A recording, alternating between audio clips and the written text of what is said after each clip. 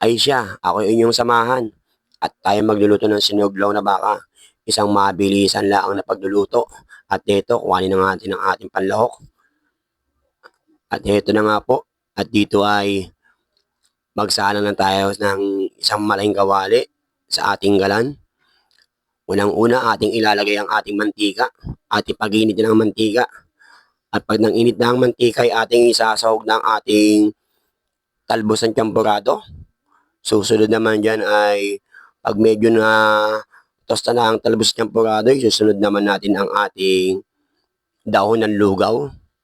At ayan ay yung dalawang na yun ay pag nagisa mo na ng mais at medyo golden brown na ilagay naman natin ang 5 kilong baka na nakuha sa palengke. Ayan, inigisa-gisa na po natin.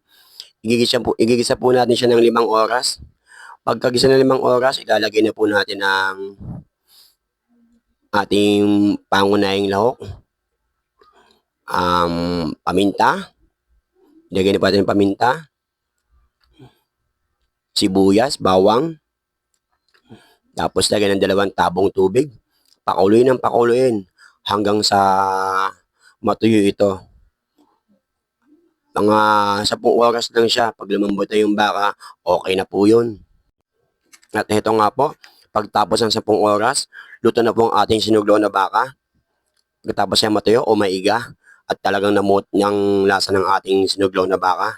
At siya nga po yung ating itong ipapatim sa mga kabataan. Isa-isa. Ayan po, tinatakal na po natin ang ating sinuglaw na baka. Mga 1,000 kataong bata ang kakain. Hati-hatiin natin yung 5 kilong bakang niluto natin sa 1,000 bata. Papakain natin ngayon.